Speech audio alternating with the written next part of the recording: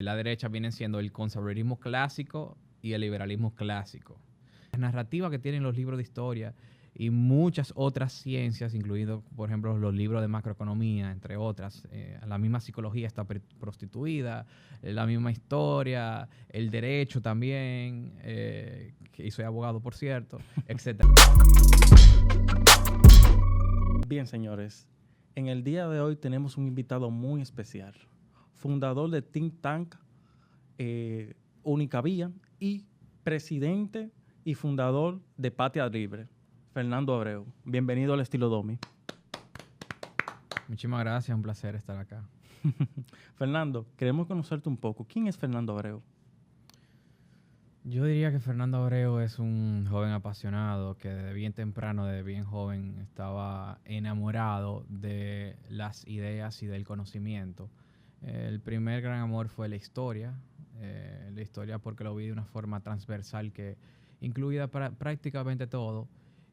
Luego de ahí desarrollé ese amor por otras ciencias como filosofía política, como economía, y finalmente una muy importante que es epistemología, porque con esa, que es el estudio del conocimiento científico para llegar a la verdad de las cosas mediante la evidencia empírica, lógica científica, filosofía del lenguaje y límite del conocimiento, mediante ese proceso se puede llegar a la verdad en todas las ciencias. Y lo que me di cuenta, especialmente profundizando en la historia, es que todo lo que había aprendido, tanto en el colegio como en la universidad, y también en la mayoría de los libros, estaba falso. Era falso, errado, un fraude. Lo que tenía y lo que había adquirido era ignorancia adquirida.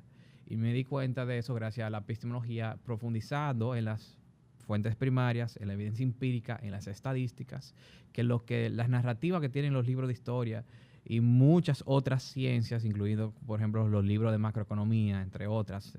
La misma psicología está prostituida, la misma historia, el derecho también, y soy abogado, por cierto, etc.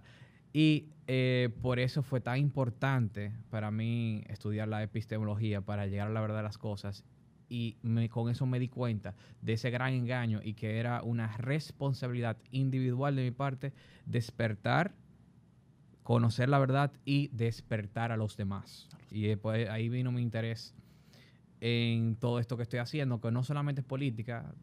Hace 3 años, cuando inicié mi think tank, el objetivo era más despertar a la ciudadanía, al país, a todos los ciudadanos de otros países, porque también tengo seguidores fuera del país, con la verdad, que sepan la verdad, descubrir la verdad en todas las ciencias, en todos los temas posibles de relevancia, claro, porque hay temas que no son tan importantes, pero todo lo que tiene relevancia. Y no era, había un fin político, pero primero era ese fin, porque nosotros no hacemos política por hacer política, nosotros estamos haciendo política, desde el principio fue así, educando y con la verdad. Y mientras esa vía de despertar a la gente y educando con la verdad, es que vamos a acceder al poder para cambiar la situación de la República Dominicana, mejorar todas las indicadores de la República Dominicana basado en la verdad. Y esa es la diferencia. Me parece muy bien. Sí. Y por ahí vamos a hacerte la pregunta de Patria Libre. Es un partido de derecha, el único partido de derecha que hay en la República Dominicana actualmente, o el primero que ha habido históricamente. El primer partido de derecha real, de nueva derecha. Real, muy importante. Históricamente, desde la fundación de la República, solamente ha existido un grupo de derecha y fueron los trinitarios. Siquiera el Partido Azul en sus inicios. No. Ni siquiera. De hecho, ningún partido de la Segunda República, ningún partido de la Primera República, ningún partido de la Tercera República. Sí, porque claro. si nos ponemos a evaluar, tanto Cocolo o Lodo, o sea, nos podemos evaluar todos. Y todos los gobiernos que se transitaron desde Pedro Santana, desde el primer que gobernó, claro, Pedro Santana, y Báez y todos los demás que vinieron después, todos hicieron lo siguiente: incrementaron el gasto público. No solamente el gasto público, el número de instituciones, lo financiaron. Como en ese inicio la gente lo tomaba muy en serio el tema de los impuestos y se revalaba, o algo que hemos perdido, que deberemos tenemos de recuperar. Se rebelaba ante los impuestos. Eso era el diablo. Subir un impuesto antes. Hacían una guerra por eso. ¿La última vez cuándo fue? ¿La poblada de los 80? La última vez que se revela, no. La gente todavía se revela por impuestos pero es muy poco. Por ejemplo, en el 2013 fue la última vez que tuve una reforma fiscal sobre impuestos. La última reforma. Sí, la última reforma. Y el pueblo hubo una pequeña protesta, pero no fue nada. Pero no pasó de ahí. No pasó. Antes eso era de nivel de guerra, para que tú le llegues. Estaban especialmente en los 1800. Y entonces lo que hacían era, adivina qué es lo que hacían, cómo financiaban el gasto. ¿Cómo tú crees? Antes de decirlo, que financiaban el gasto. Bueno, yo te digo. Impuestos. No, porque acuérdate que le tenían miedo a los impuestos. O sea, al principio... imprimir. Imprimían. No, antes todo estaba devaluado. Antes era un desastre. Un desastre. Y por eso, de hecho, una de las primeras grandes protestas a nivel de que se quemó casi todo fue la del 1857. La de Baez. La de Baez. Sí. O sea, los papeles de Baez. Sí, eso fue. Y así es que lo hacían. Entonces, eso era todo por políticas intervencionistas de izquierda, estatistas, que todos, absolutamente todos lo hicieron. Una pequeña excepción puede ser moderadamente los 6 meses de gobierno, aunque fue muy corto, de Luperón, que fue austero. Pero después de Luperón, no hay. De hecho, la gente incluso es algo absurdo cuando la gente incluso dice que, y no es culpa de ellos, es culpa del adoctrinamiento que mencioné al principio de la historia, de que Trujillo era un conservador de derecha. Es algo absurdo decir eso. Porque no hubo un expropiador más grande. No hubo un dictador que más siguiera el manifiesto comunista y todos los puntos del manifiesto comunista que Trujillo. Trujillo cumplió todos los puntos del manifiesto comunista, incluyendo uno que los que fueron anteriores a él no lo tomaron tan a pecho, que fue las expropiaciones masivas. Trujillo hizo, toda empresa grande, pero Trujillo expropió. Habían 26 en esa época. Trujillo expropió las 26. Las expropió todas. Eso no se atrevió, ni el caudillo de Santana ni Báez se atrevió a hacer eso. Se atrevió tanto. O sea, nadie, ni Morales Languasco, ni Horacio Vázquez, ni Ramón Cáceres, ni Lilis llegó ahí. Trujillo, todito hicieron política de izquierda y política intervencionista, pero Trujillo llegó a ese extremo. Y no solamente eso, aparte que incrementó el Estado muchísimo, creó muchísimos ministerios, también creó lo que te dije que había causado problemas al principio, creó el impuesto sobre las rentas, creó el impuesto a las donaciones, creó el impuesto a las sucesiones. La gente cree también que derecha porque pagó la deuda en el 42. Pero todos los gobiernos en ese entonces pagó la deuda de Latinoamérica, tengo entendido, la mayoría. La mayoría en esa época. Eso es correcto, ahí iba. Eso no cuenta para nada porque inmediatamente pagó, volvió para atrás y dejó el país quebrado en los 50s.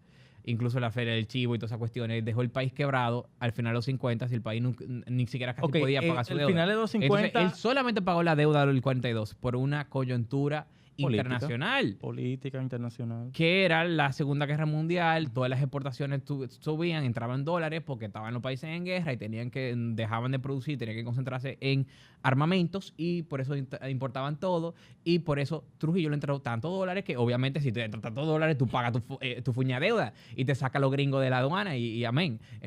Pero inmediatamente terminó eso, él volvió para atrás, endeudó el país muchísimo, entonces fue de izquierda en todo, en impuestos, en el gasto público, en el tamaño del Estado, en la deuda, en todo, en expropiaciones, en regulaciones. Incluso se parece al manifiesto comunista y a los comunistas, hasta en querer forzar el trabajo forzado. Trujillo, de hecho, hizo legislaciones y regulaciones que criminalizaban el no trabajar. Y decía que era, para los que no lo sabían, y quería hacer un delito a no trabajar en la vagancia. O sea, que es también parte del trabajo forzado de los gulags, de los comunistas, igual que Stalin, igual que todo lo de Mao Zedong y todo lo demás. O sea que sí, pero con eso te respondí tu pregunta, creo. Sí, básicamente me respondiste todo lo que tenía. Porque mira, yo pensaba que al principio los azules eran un poco liberal. Mira, hubo quizás sus ideales, pero quizás la práctica no fue liberal. Te voy a decir, en la primera república, casi a inicio de la segunda, te voy a decir un grupito pequeño que no se puede decir que gobernaron, porque fue casi nada. Se llama la famosa Constitución de Moca. Moca. Ah.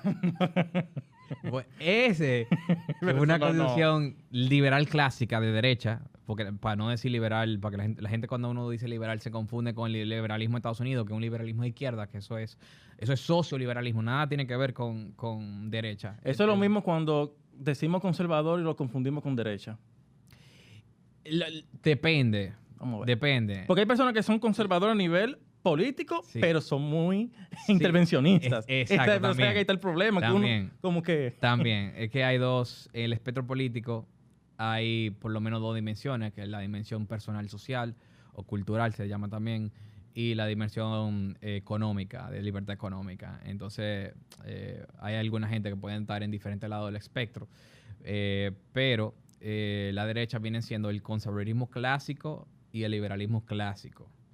No el neoconservadurismo, que es un conservadurismo social que no económico, se fueron a la centroizquierda, como por ejemplo le llaman neocons en Estados Unidos, por ejemplo, como son los Bush, como son Mitt Romney, que dejan el gasto público alto, no bajan impuestos, no bajan el gasto público, al revés lo suben, como también pasó con Macri en Argentina, que subió impuestos, como pasó con Duque, que subió impuestos y supuestamente de derecha, como pasó con Rajoy en España, que también subió impuestos y era de derecha. Son de falsas derechas, son neoconservadores, que son más de centro-izquierda en lo económico y un poquito conservador social, y también hay muchos ejemplos diferentes.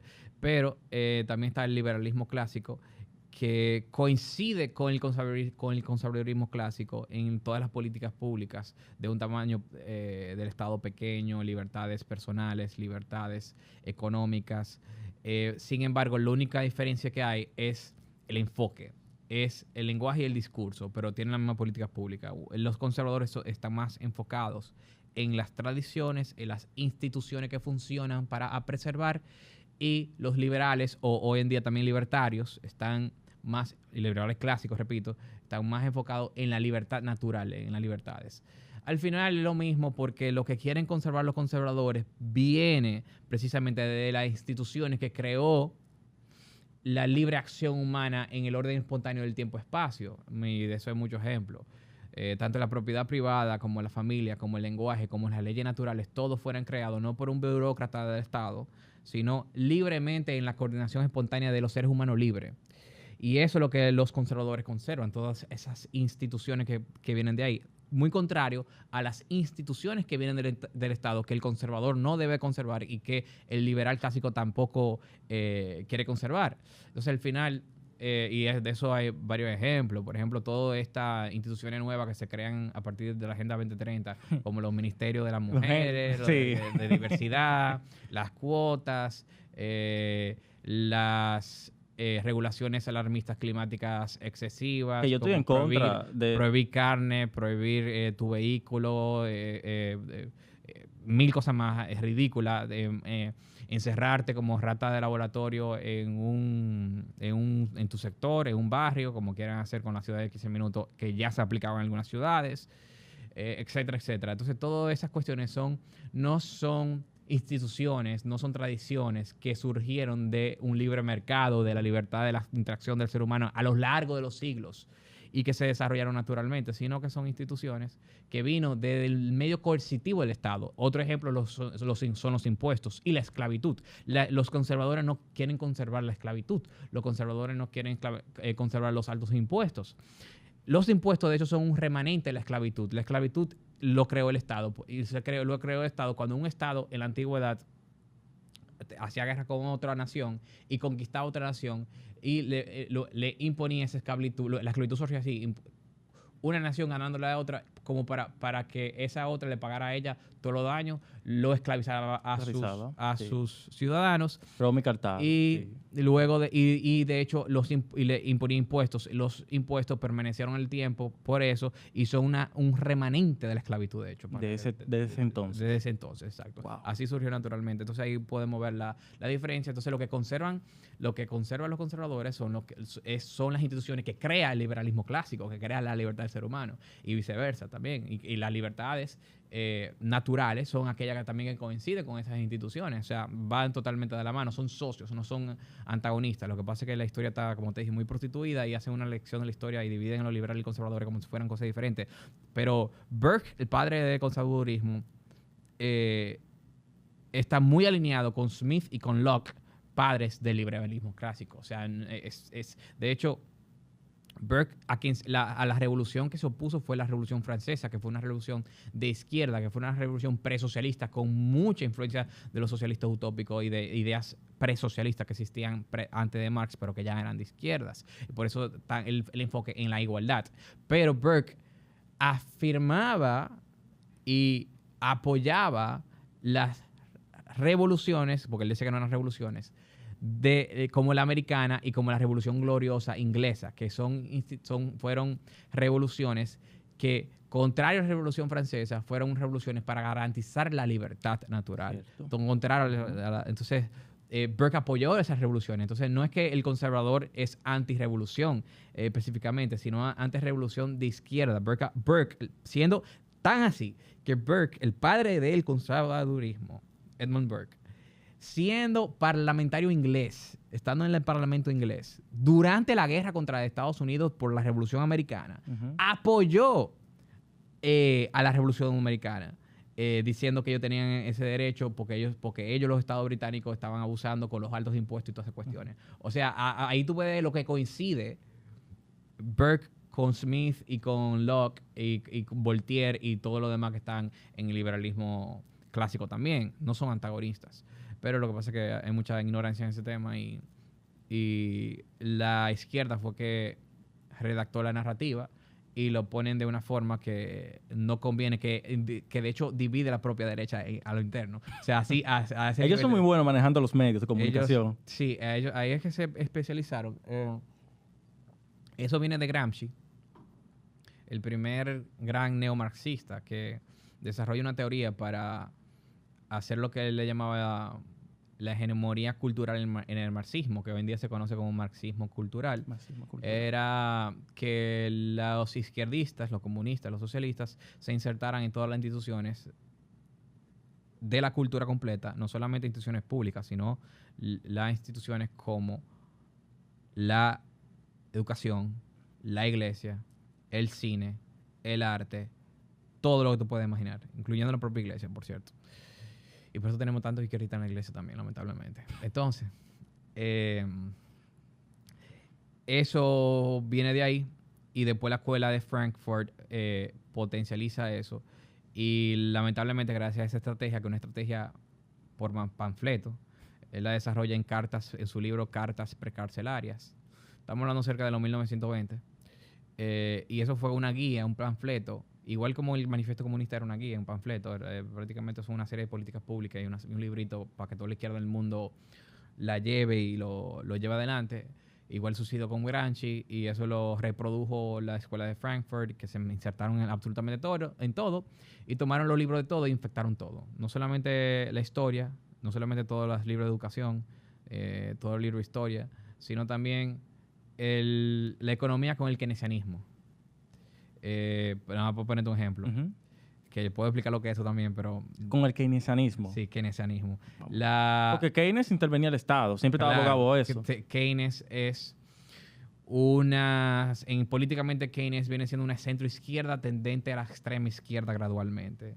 Es decir, él no es simplemente centro-izquierda. Él va hacia la extrema. Lo que pasa es que él comienza en el centro. Porque Keynes es un gradualista. Él te lleva poco a poco con su teoría de la demanda agregada. A la que usted vuelve adicto, básicamente. Y no solo... A ver... Porque quien lee la teoría general, que es su libro, cerca de la página 100, él admite cuál es su fin. Cosa que muy pocos economistas saben, porque la mayoría de los economistas no se leen la teoría general de Keynes. La mayoría de los economistas se leen un libro de macro de McHugh, que eso es lo que le dan en introducción, y abren el librito y ven algunas de los modelos que parten de su teoría, el modelo ILCM, el modelo de recta gasto, el multiplicador. Se leen esos modelitos que tienen su origen en Keynes, que desarrolló Hicks en el ISLM, Samuelson, modelo de recta gasto, etcétera, etcétera. Pero o sea, nada más ven algunos modelos que parten de la teoría de Keynes, pero no se leen a Keynes. Pero si se leyeran a Keynes, cuando se leen a Keynes, si abren la teoría general y se leen la teoría general como yo hice, se darían cuenta que la finalidad de Keynes era, y cito textualmente, la sociabilización de los medios de producción.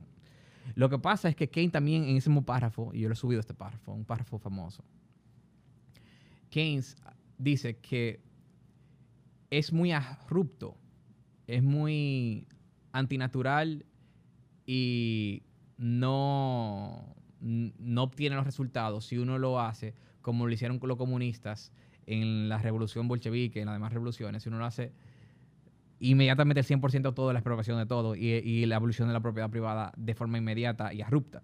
Okay. Keynes dice que había que llevarlo poco a poco, a que chin a chin, a que se acostumbre y se vuelva como naturalmente parte del proceso, que es prácticamente lo que quería Gramsci también. Y, o sea, Gramsci quería que fuera que intersentara en todo y adoctrinara en todo, que sea el mismo hombre por su adoctrinamiento, que lo consiguieron, que pide el socialismo. Hoy en día la mitad del mundo es socialista y la mitad del mundo vota izquierda. Sí. Por eso vemos a cada rato que los gobiernos cambian de izquierda a derecha. Como la izquierda gana cuando fracasa siempre, literalmente siempre fracasa y vuelve a ganar de nuevo. Adoctrinamiento. La mitad de la población lograron adoctrinarla. Tú sabes que una de mis quejas cuando yo comencé en la Universidad Pública de Santo Domingo, que yo decía, ven acá, pero aquí no hay un libro de Adam Smith, todos son el Capital de Karl Marx, el Manifiesto Comunista. Sí. No hay un libro de derecha en la UAS, no lo hay. En la biblioteca tú te matas. Y hay un problema, que ojalá nada más fuera la UAS. No, pero eso está en todas las universidades del mundo, así me han dicho. Y lamentablemente en las privadas también. ¿También en las privadas? Pensaba también, que era un poco más... En las privadas, a ver...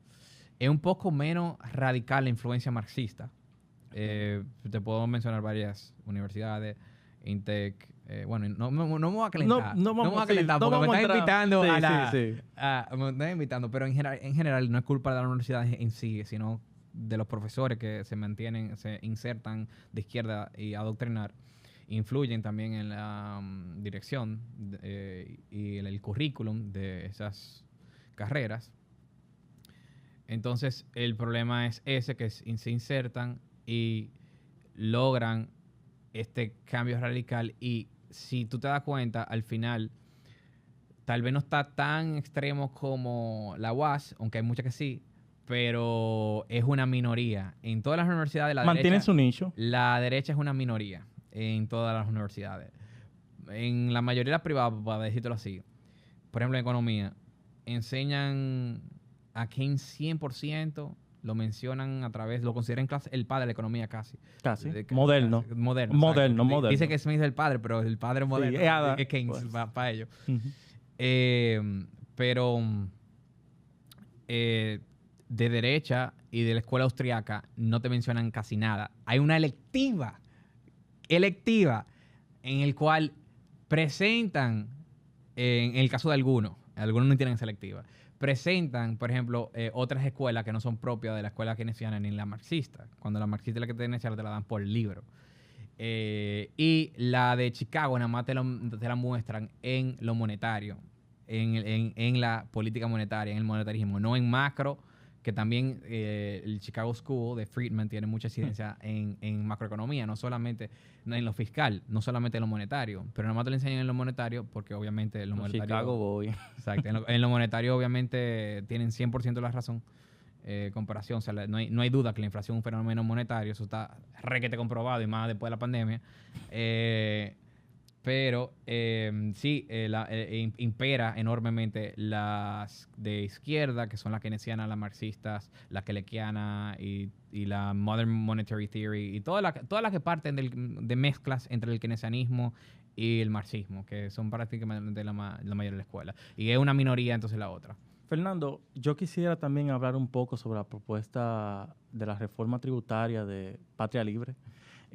Vi que quieren bajar los impuestos. Correcto. Eliminar el IPI.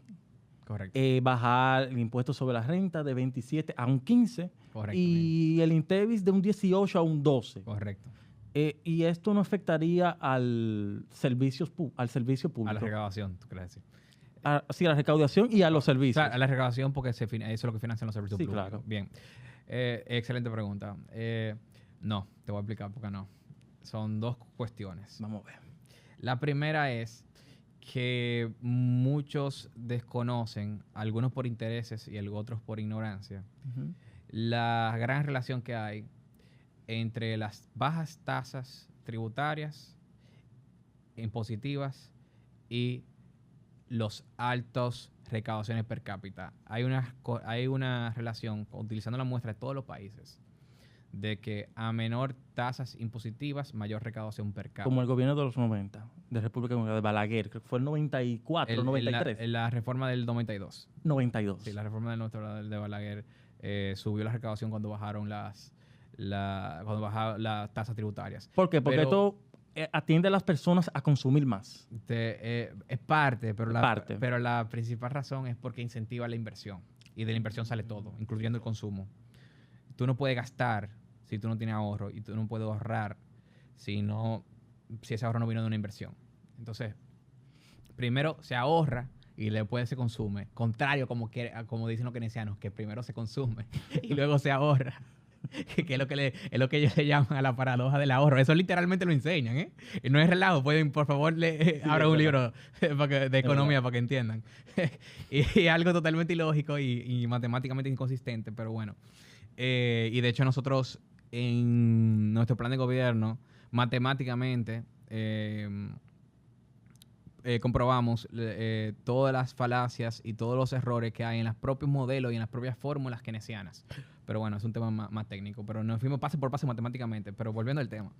Entonces, lo que sucede es que al bajar los impuestos, la recaudación sube porque se incentiva la inversión privada. Hay un aumento drástico de la inversión privada, y gracias a ese aumento drástico de la inversión privada hay más empleo, hay más consumo también. También las personas se quedan más de su propio dinero en su bolsillo, el Estado le quita menos, matemáticamente hablando, eso se entiende de forma lógica y deducción. Y eso no solamente es el único aspecto que logra una gran inversión, una explosión de capital de inversión, porque todo el mundo quiere ganar más dinero con dinero. O sea, no hay una persona, ser humano en este planeta Tierra, que no quiere ganar más, que no quiere vivir mejor, porque con el dinero simplemente es un instrumento de intercambio que satisface tus necesidades. Entonces, si te dejan quedarte más con tu propio dinero, ¿qué va a pasar? Y especialmente las empresas, que su finalidad es ganar más dinero, que no es nada malo, que es algo bueno. Lo que va a pasar es, obviamente, para ganar más dinero, tú tienes que invertir más. No hay otra forma de hacerlo. Y invirtiendo más, eso genera más empleo, y en el proceso también satisfaces las necesidades de los demás y del pueblo. Porque la única forma de enriquecerte en un sistema voluntario, no como el Estado, que es con la fuerza y con una pistola en tu cabeza, pero la única forma de enriquecerte en un sistema voluntario como el libre mercado es literalmente satisfaciendo las necesidades de los demás. Si no, quiebras. Si no, la competencia se te come o nadie te compra y te mueres de hambre. Otra pregunta. Y la otra vez también en la formalidad, escúchame. La otra vez también en la formalidad. Hay mucha gente en la informalidad. Entraría en la formalidad si los impuestos son mucho más bajos. Por una razón lógica. Y la otra parte es también que nosotros recortamos el gasto público. Hacemos muchas fusiones. Eliminamos algunos ministerios. Eliminamos algunas instituciones públicas y algunas empresas públicas que no sirven para nada y que están quebradas. Y que hacen doble función. Exacto, que hacen doble función. Y con eso nosotros no afectamos los servicios públicos, como tú dices, y la recaudación da, y no tenemos un déficit, un histórico déficit. Tal vez el primer año, porque yo soy muy responsable y proyectamos todo y tenemos planes de gobierno y todo eso, el primer año naturalmente puede haber una pequeña déficit por un tema de tiempo, pero a partir del segundo año vamos a estar en superávit, aún con todo eso. Sí. Otra cosa muy interesante que vi en la propuesta, la eliminación del salario mínimo. ¿En qué consiste esa parte? Eso consiste en... Me llamó mucho la curiosidad, pero claro, eso es como dejar al empresario que determine... Te voy a explicar. Ok, dale.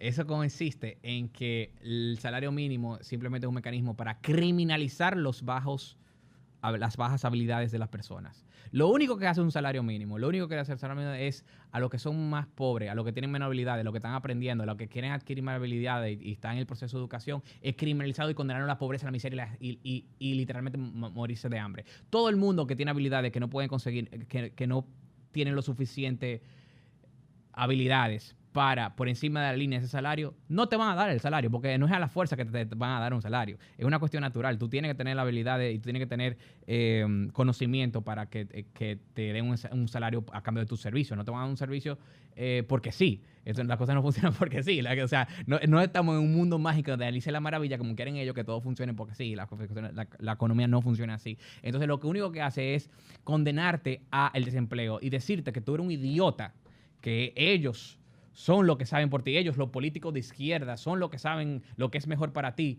y que tú eres un idiota y que tú no tienes la libertad de coger el salario que tú elijas y que tú no tienes la capacidad de decidir si este tal salario que está un poco por debajo del salario mínimo que establecieron, si me pueden contratar por eso, pero no me pueden contratar por encima de eso, yo no puedo tomar esa decisión. Me tengo que morir obligatoriamente de hambre, que no me ofrezcan ningún salario, que me condenen a ese desempleo, como hay mucha gente condenada a desempleo en este país que por ese mismo tema, que no supera eso. Literalmente se dice un idiota, que tú no puedes decidir por ti mismo. Y nosotros decimos que las personas no son idiotas, que las personas son dignas en sí mismas, que las personas tienen la capacidad y la libertad de decidir por sí mismos lo que ellos creen que es mejor para ellos. No, que el burócrata de turno, el político de izquierda, no es un dictador que puede controlar tu vida y que te puede tratar como un inútil, como ellos te insultan y te tratan. Es por eso nosotros... Que el mercado determina. Sí, que el mercado eres tú. Tú eres parte del mercado. Nadie te está obligando. No. Tú eres parte del mercado. Entonces, la cuestión del salario mínimo es una criminalización artificial de la pobreza y no soluciona nada. No le sube la condición de vida a nada. Lo único que está haciendo, no está subiendo salario de nada. Lo único que está haciendo es que todo el mundo que no tiene habilidad por debajo de ahí es criminalizado y condenar a la pobreza. No hace más nada que eso. Hablemos sobre el sistema voucher, tanto de educación y el de salud, que también tú propones. Bien. El sistema voucher es un sistema que le da acceso de inmediato ya y ahora a los padres que tienen sus hijos en colegios, en escuelas públicas, que es una educación de una calidad pésima, de las peores en el mundo, y actualmente concedida y admitido por el gobierno históricamente. Le damos acceso a la calidad de salud, de educación privada de forma inmediata. De forma inmediata suben su calidad de educación porque ya la estadística está clara. La educación privada es muy superior en todos los niveles a la educación pública. Nosotros le damos ese acceso de forma inmediata mediante lo que se llama un cheque escolar.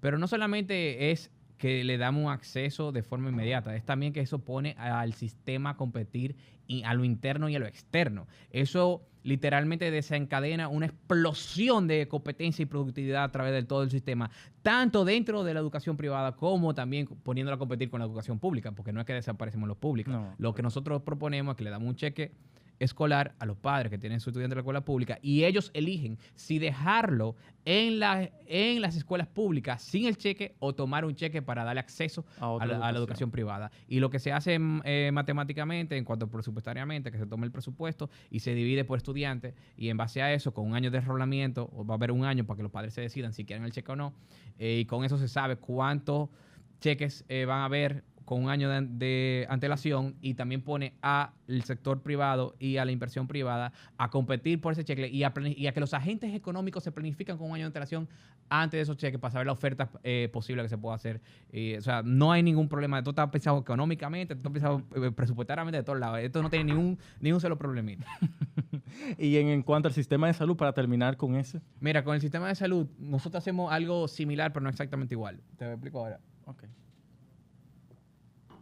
Con el sistema de salud, nosotros damos lo que son seguros de salud privado. Okay. Se parece un poco al tema de los cheques, pero es un tipo de voucher, pero no exactamente igual. Nosotros lo que hacemos es, los que están actualmente en el régimen subsidiado en SENASA, que no contribuyen a su seguridad. Que el Estado se la subsidia. Exacto. A la seguridad social. Solamente a esos, nosotros le damos acceso de inmediato a un cheque de salud o un seguro de salud privada con un per cápita similar a la de la que contribuyen, siempre y cuando estén en la pobreza y siempre y cuando estén en el desempleo, como se supone que es, porque están en el régimen contributivo. Y a la medida que con nuestra reforma tributaria y fiscal que crea una explosión de riqueza y va eliminando radicalmente la pobreza, salen solo de eso y comienzan a contribuir una vez estén empleados. Entonces nosotros lo que hacemos es darle acceso a la salud y a los servicios de salud privados, porque lo que sucede es que el régimen subsidiado actualmente solamente tiene acceso a los hospitales públicos, que son hospitales que no hay nada, que se está cayendo a pedazos, que no sirven para nada, y no sirve para nada igual por la misma razón que nada sirve para nada que hace el Estado.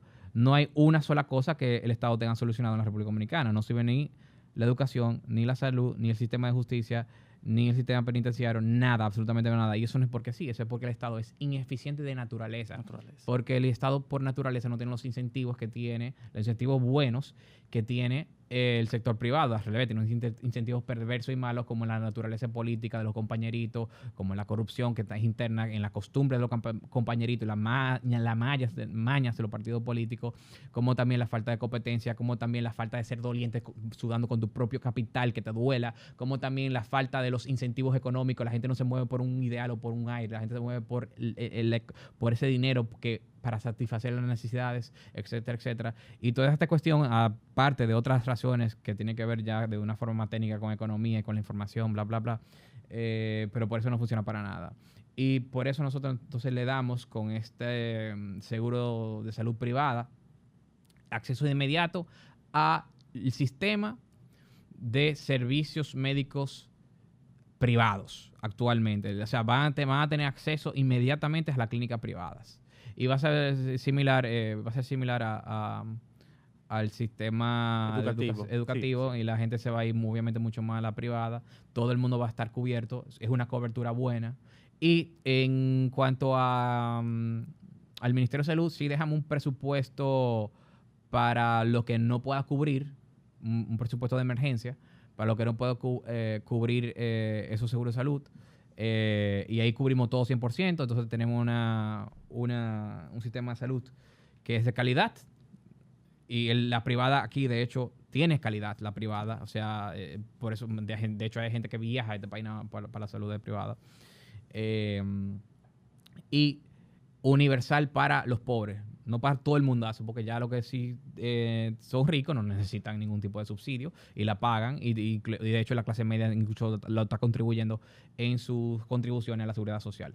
Entonces con eso, y también damos más libertad en el sistema, que no sea obligatoria, que tú tengas que ir a y contribuir en la seguridad social, sino que tú puedes también, tú tienes que contribuir, pero puedes elegir también un seguro privado, o sea, más libertad, etcétera, similar. Bueno. Señores, se nos acabó el tiempo. ¿Esto soluciona todo? Sí. Todo. Señores, se nos acabó el tiempo. Todo muy interesante. Me faltaron varias preguntas sobre el sistema Window Broker Policy. Claro. Sí, las reformas policiales, las reformas judiciales. Me faltaron muchos temas. Te lo voy a decir así. Nosotros lo resolvemos más que Bukele.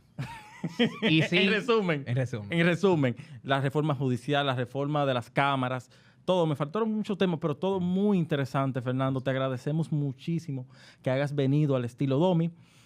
También tengo entendido que tú tienes el lanzamiento de los candidatos oficiales este sábado 21 a las 2 de la tarde en el Polideportivo del Sánchez La Fe. Correcto.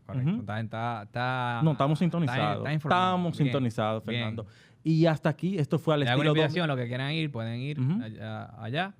Y nada, nuestra cuenta es Fernando Abreu, _ única vía, y la del partido es patrialibre.do en Instagram. Y se pueden afiliar en el partido en www.patrialibre.do. Ya saben. Ya saben, señores. Afíliense. Hasta aquí al Estilo Domi con Fernando Abreu. Muchísimas gracias, Fernando. Gracias. Muchísimas gracias.